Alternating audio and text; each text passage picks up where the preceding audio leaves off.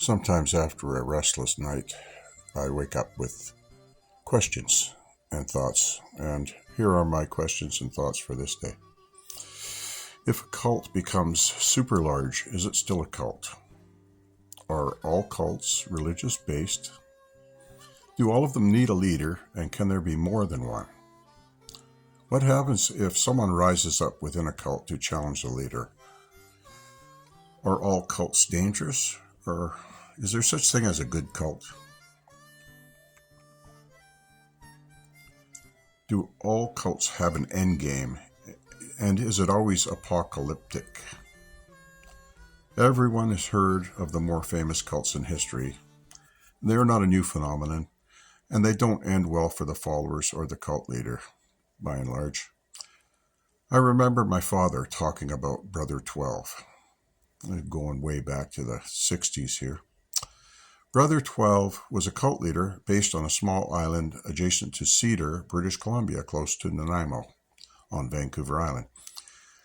This fascinated myself, and I delved into reading about Brother 12 and how he built a following and took the money from rich people from all over the world who willingly gave it up to join his flock. Growing up in the 60s, the next one that got on my radar was Charles Manson and his gang. As a very young boy, I struggled to understand how a group of young hippies could be manipulated into a murderous gang terrorizing Hollywood. Others came along: Jim Jones, David Koresh, Heaven's Gate cult, one involving a blind Chinese leader gassing the subway or something. Even with the advent of modern technology and broad-based knowledge, people still could be susceptible to being pulled into the force of personality and fall under the spell.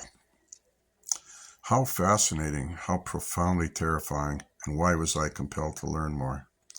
More questions came up. What kind of person is susceptible into falling into such? Can non-religious, analytical, science-based person also fall into such? When you do a historical, biographical post-mortem into the victims of a cult, you will find some commonalities. You will also find a diverse mix of people of all races and financial, socio-economic backgrounds. One common thread is that they have faith in some kind of structured religion with extreme properties possibility, for sure. I was fascinated with why a person of wealth and comfort would fall into this and would give everything up to follow an extreme form of religious fanaticism. Is there something missing in the human brain or human spirit, or something else that would compel a person to move in this direction and abandon everything in order to pursue it? Over the years, I have consumed much information, mostly in the form of books written by various authors on the subject, as well as documentaries and TV programs on the subject.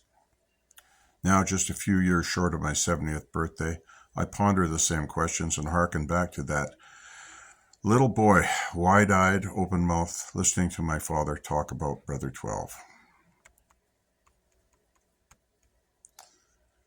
I do have some life experiences and more knowledge than I did before. However, I still find myself in a quandary of emotions, unable to separate myself from them in order to be more subjective. My final questions are: can a huge political movement that is religious-based become a cult in the true sense? And is it possible to deprogram an entire nation if it becomes a cult? If that country is the most powerful nation on Earth, does this represent the most powerful, clear, and present danger that we have ever faced?